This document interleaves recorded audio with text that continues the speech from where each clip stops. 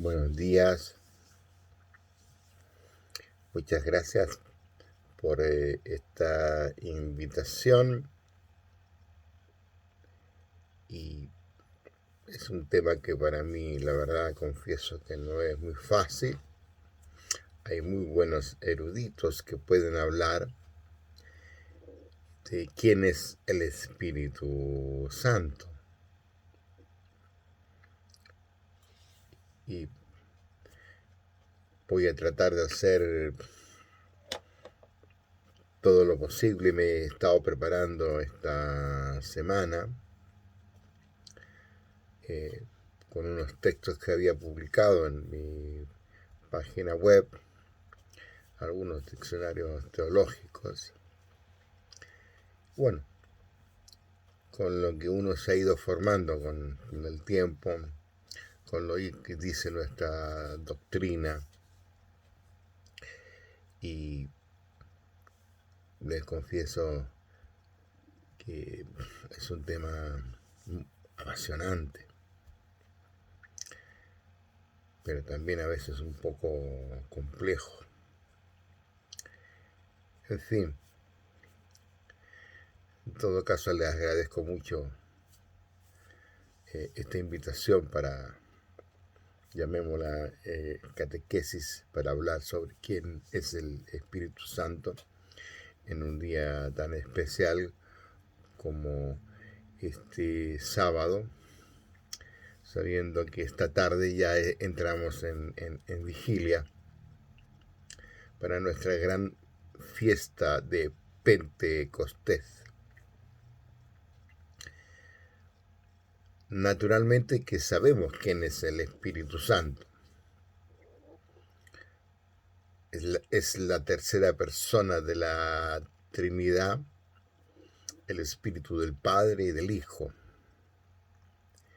Es Señor y vivifica, igual en todo al Padre y al Hijo.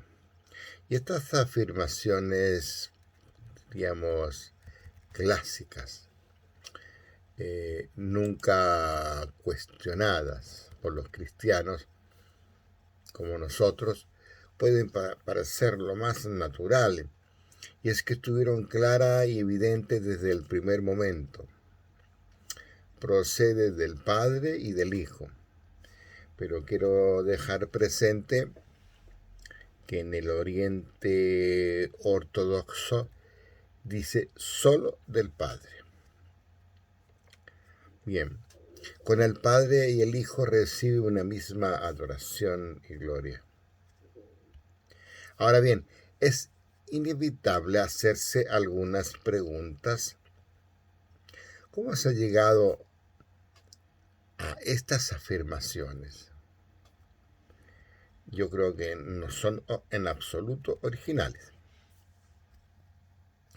Además, quiérase o no, se pregunta uno por qué razón el Espíritu es como menos conocido que el Padre y que el Hijo. No cabe duda de que Jesús habló de él, pero mucho menos que de su Padre. Sobre todo en San Juan, la desproporción es importante. Sucede como si el Espíritu fuera más misterioso, como si resultara más difícil identificarle, aislarle por sí mismo y denominarle. ¿Cómo se ha llegado a las precisiones del credo de la teología y de los catecismos? Por supuesto que el punto de partida obligado es el Nuevo Testamento, que es también el fruto maduro en la Iglesia de una vida y de una experiencia que poco a poco ha ido cuajando en el lenguaje. Digamos, por lo tanto, que si la identidad del Espíritu y su divinidad no se encontraran ya en el Nuevo Testamento, por lo menos en estado nativo, ¿sí? O sea, no elaborado, no tendríamos ninguna posibilidad de descubrirlas después. O lo que es igual, La reflexión de los concilios y de los teólogos no partió de cero, de una pura experiencia, quiero decir.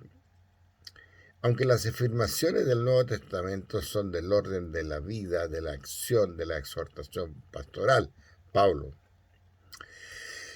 de la misión y crecimiento de la iglesia, Lucas, más que del estilo del tratado teológico, sin embargo, tienen un valor fundamental ineludible de semilla que encierra en germen los ulteriores desarrollos.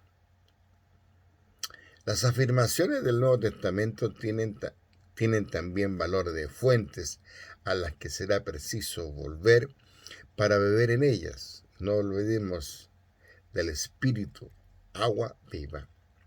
Pues en definitiva, la vida no se encuentra en las definiciones ni en los tratados. Y no obstante, la inteligencia cristiana procura comprender, intenta aproximarse al misterio del Espíritu, poco a poco, de las afirmaciones del Nuevo Testamento en que se trata del Espíritu Santo, las que vamos a presentar luego. Va a ir deduciendo todas las consecuencias, retocándolas y siguiéndolas hasta llegar a su punto de convergencia para desembocar en la única conclusión que le da validez a todas ellas, que el Espíritu Santo es Dios lo mismo que el Padre y el Hijo. Pero fijémonos en que los discípulos y los primeros cristianos, partiendo de un monoteísmo muy estricto, aunque rico, problemático, en trance de alumbramiento, como vamos a ver, como ya sabemos, antes de llegar a reconocer plenamente la divinidad del Espíritu Santo, fueron llevados a llamar a Jesús Señor y Cristo, Hijo único, Hijo amado y Verbo de Dios. Este progresivo descubrimiento de cada una de las personas de la Trinidad trae a la memoria un texto que he leído que es muy conocido de San Gregorio Nacianceno. Hablemos más o menos del año 390. Dice que el Antiguo Testamento predicaba manifiestamente al Padre y menos claramente al Hijo. Y el nuevo ha manifestado al Hijo e insinuando la divinidad del Espíritu. Ahora el Espíritu habita en nosotros y se manifiesta con mayor claridad. Pues cuando aún no se confesaba la divinidad del Padre, era imprudente predicar abiertamente al Hijo. Y con anterioridad al reconocimiento de la divinidad del Hijo, era imprudente.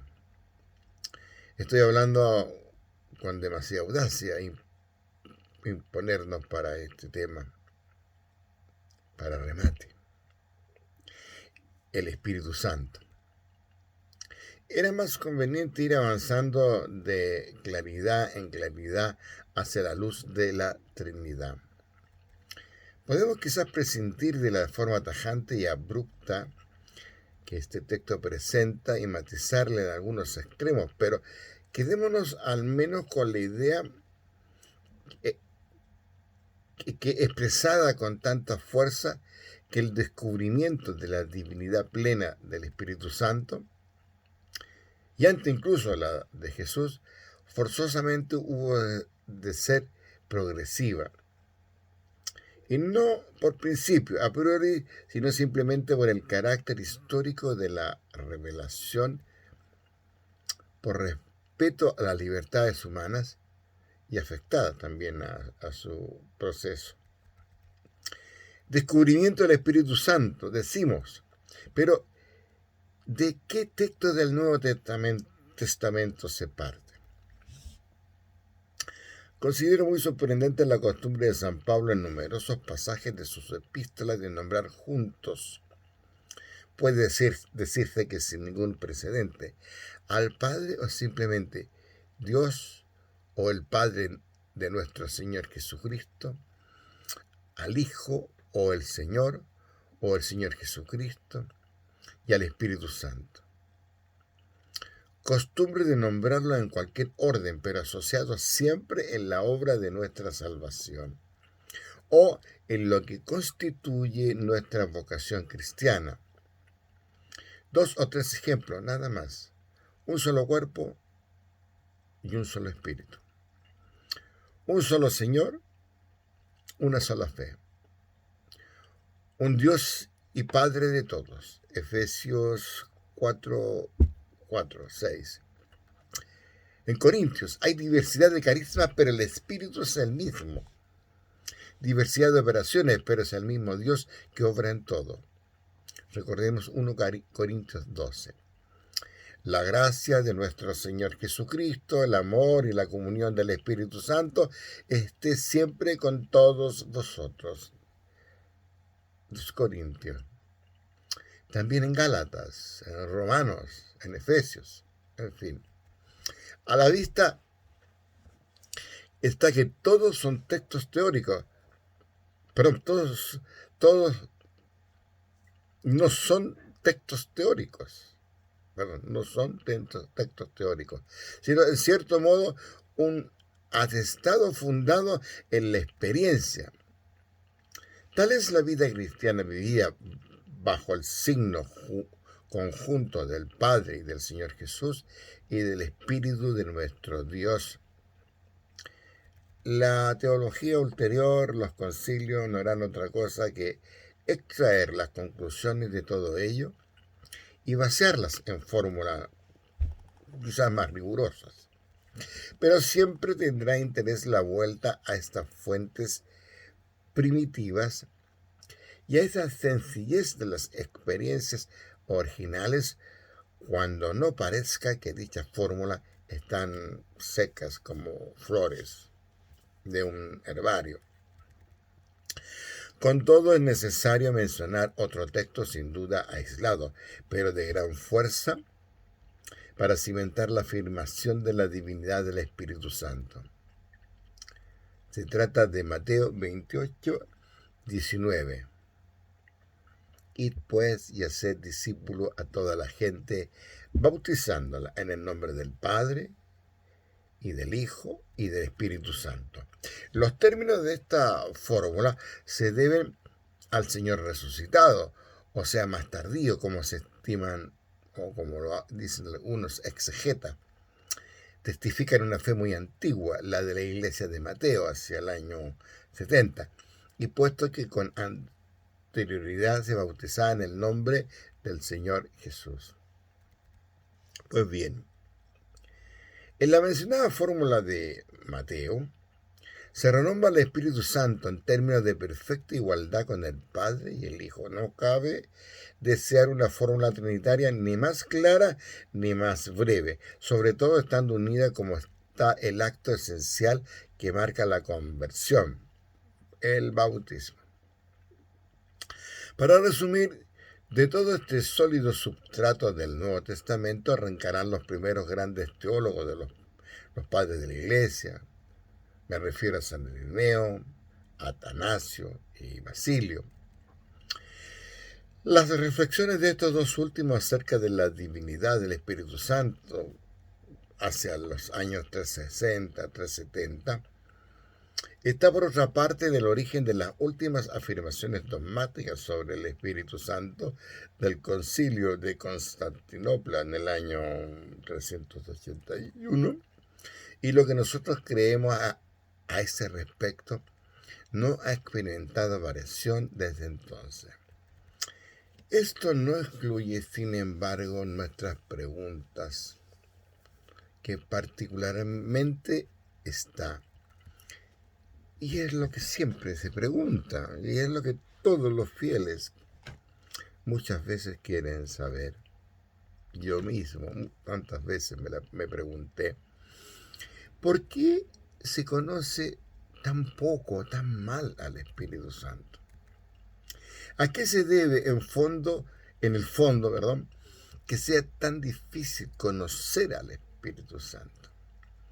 Tiene que haber unas razones objetivas para esta dificultad. Pienso que la razón principal es que el Espíritu Santo da la impresión de carecer de rostro, de no ser una persona a la que se ve enfrente. En efecto, hay frente a frente, uno frente al otro, en el caso padre e hijo.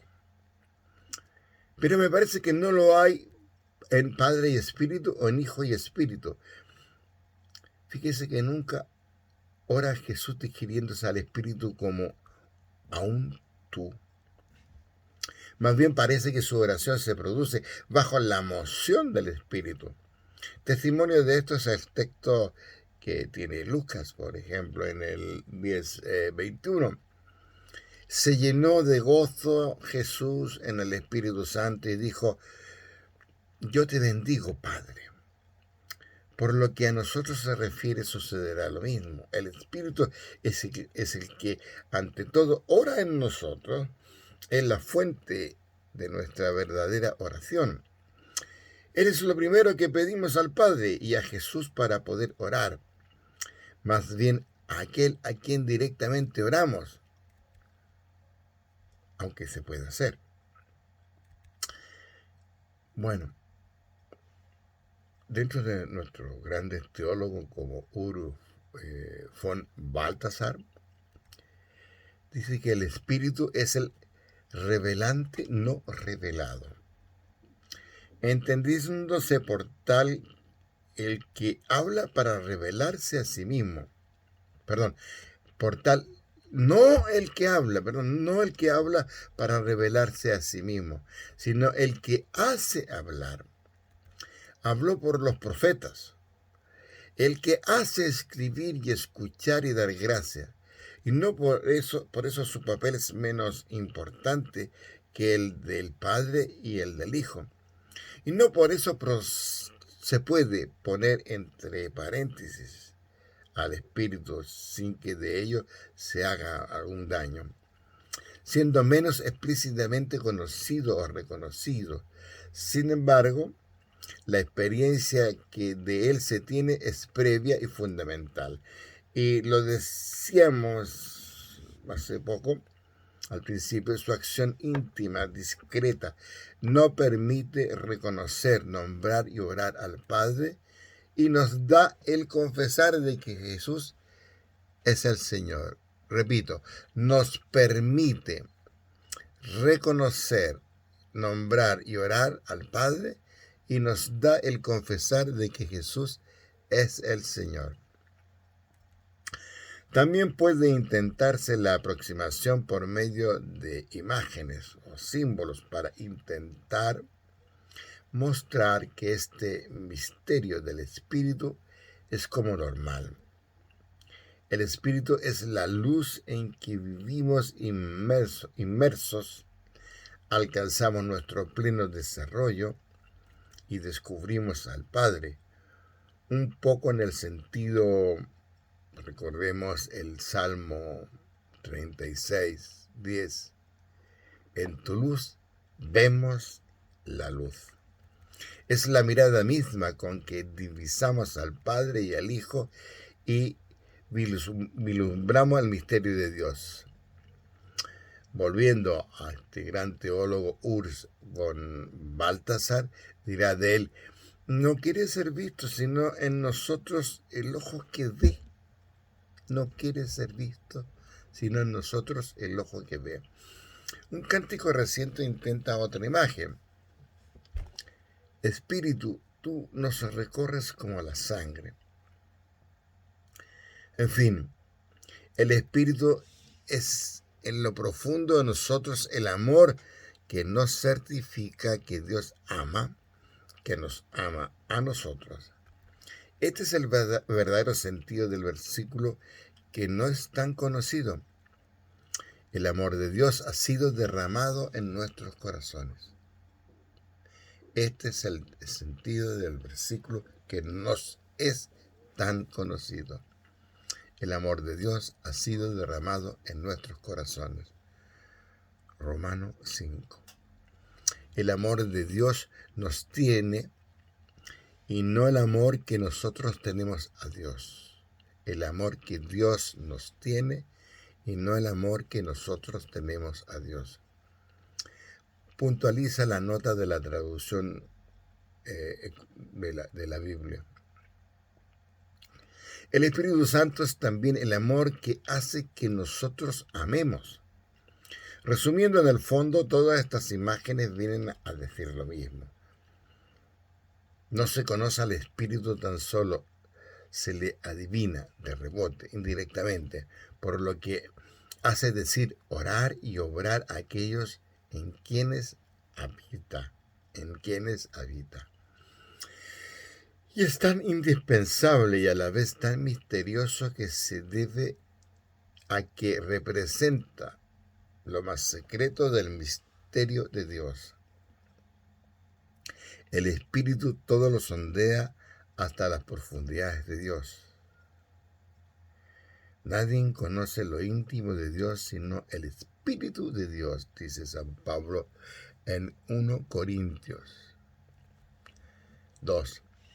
Voy a certificarlo. 1 Corintios 2, 10, 11. Es un extraordinario texto. Tal es la dificultad con que tropezamos cuando tratamos de conocer al Espíritu Santo. Pero esta dificultad no debe detenernos, sino más bien estimularnos para avanzar más en este conocimiento, con respeto y audacia, hasta llegar a denominar al Espíritu Santo y tratar el perfil de su identidad propia. El Nuevo Testamento nos permite decir el Espíritu Santo es el Espíritu del Padre y del Hijo, pero pienso que para denominarle de manera justa y plena bastaría que le llamáramos el Espíritu del Hijo, el Espíritu de Jesús. ¿Por qué? Sencillamente porque tenemos la encarnación y porque Jesús es la manifestación, la revelación última y suprema de la gloria, la sabiduría y el amor del Padre. Como leemos en el Evangelio de San Juan, quien me ha visto a mí, ha visto al Padre. El Hijo es el reflejo de su gloria, del Padre. Impronta de su ser, nos relatan en hebreo también. Cuando la epístola de los Efesios habla del misterio que tiene presente el misterio de Cristo, y el misterio de Cristo ha sido revelado ahora por el Espíritu. Efesios 3, 4, 6. Por esta razón, mostrar cómo el Espíritu Santo es el Espíritu de Jesús constituye la manera correcta de denominarle. Sin el Espíritu, en actividad, en el secreto de los corazones, no sabríamos en realidad quién es Jesús. Pero recíprocamente, solo por Jesús salió del incógnito del Espíritu, si es lícito expresarse así, y por medio de las obras realizadas por él, en Jesús, en sus discípulos pudo manifestar quién era. Y el Espíritu de Jesús está por encima de toda sospecha. Hagamos un alto prolongado en la denominación el Espíritu de Jesús. Es muy ilustrativo para nuestra vida cristiana. Lo mismo que dijo Jesús, quien me ha visto a mí, ha visto al Padre. Podríamos decir también, quien me ve actuar a mí, ve actuar al Espíritu Santo. Pues todo lo que yo hago lo inspira y él de acuerdo con la voluntad del Padre. Así pues, la vida y la forma de actuar de Jesús de Nazaret, el Hijo amado, enviado en misión por el Padre, enviado a los pobres para anunciarles la buena noticia y para dar a esta buena un lugar en un cuerpo social visible, el reino.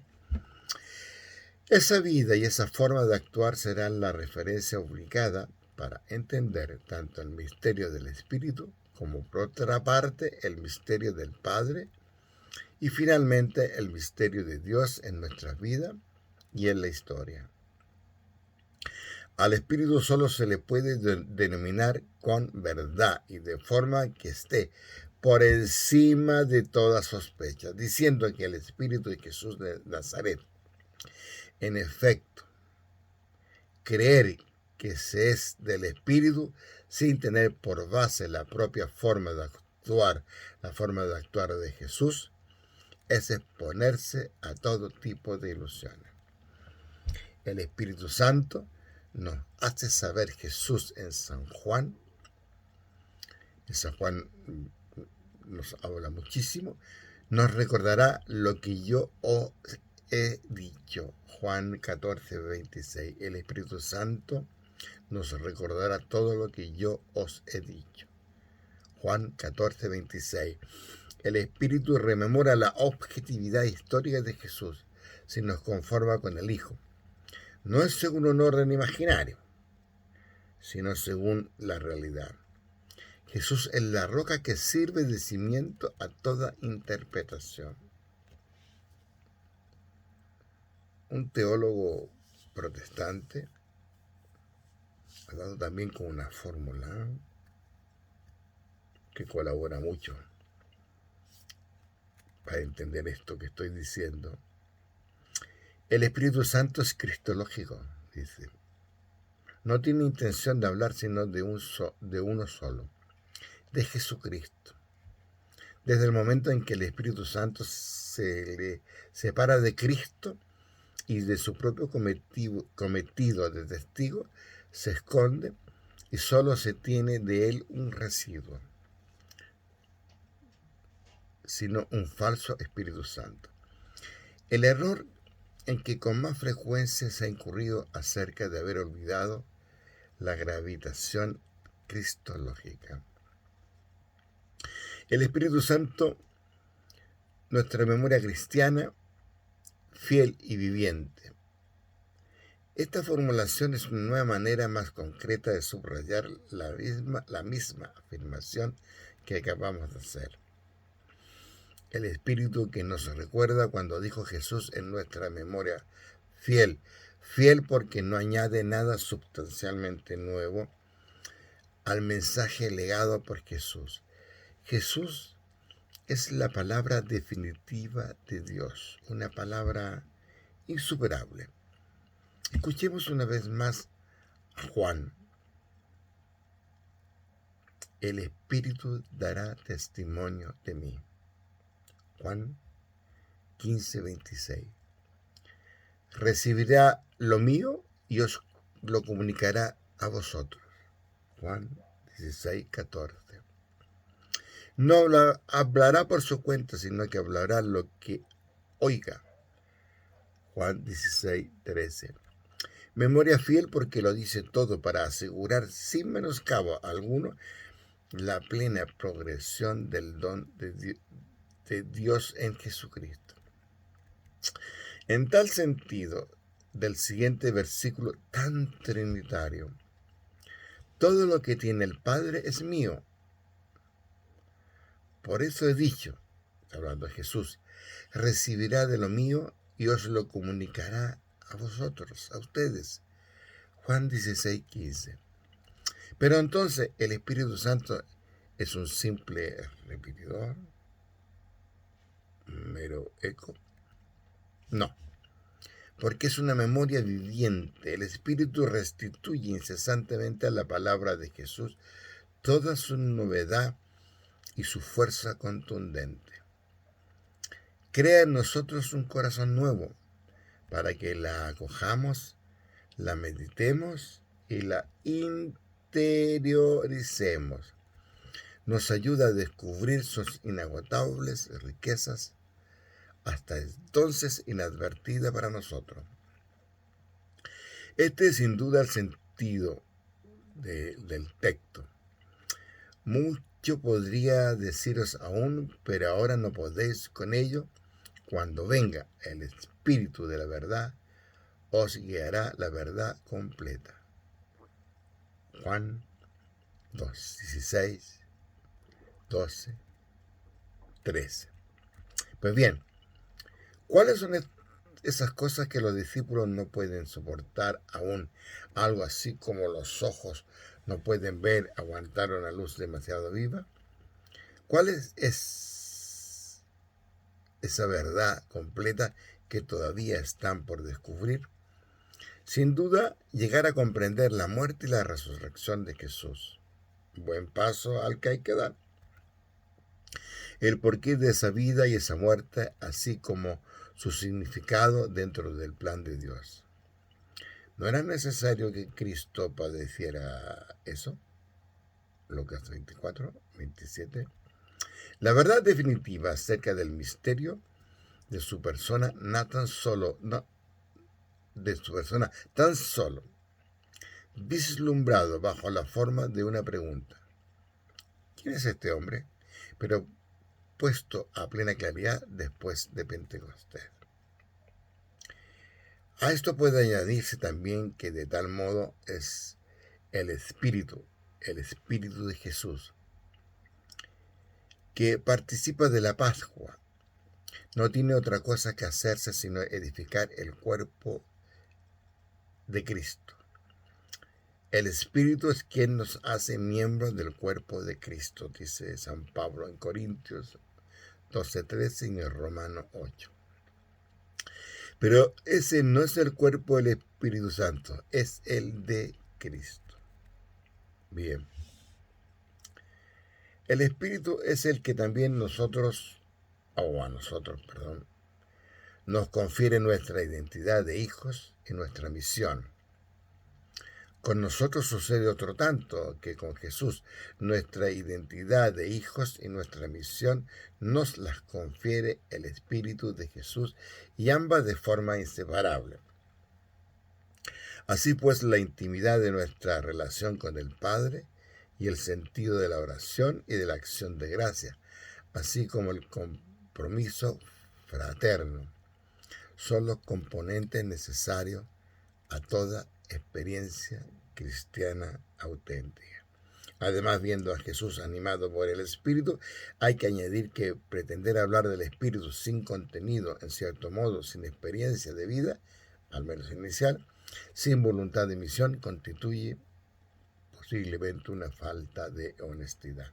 Bueno, para ir cerrando, diría con gusto que si es verdad, en verdad Jesús, el que se ha posicionado de nosotros, Él será en nosotros fuerza de profecía, es decir, de contestación, de clamor y de desestabilización de los sistemas abusivamente establecidos en la injusticia, en la exclusión de los más débiles. Fuerza de propuesta orientada a establecer, aunque solo sea en proporciones modestas y limitadas, un orden social nuevo, el reino. Fuerza de testimonio y de entrega de sí, espíritu de libertad que haga crujir las fronteras que limitan y rechacen toda ideología y todo espíritu del sistema. En resumen, el cristiano habrá de encontrarse siempre juntos, en virtud del Espíritu. El Evangelio de Jesús, llevado a la práctica, a la oración, la acción de gracia y la misión y el amor que se entrega, como dice Mateo, lo que habéis recibido gratis, dadlo gratis.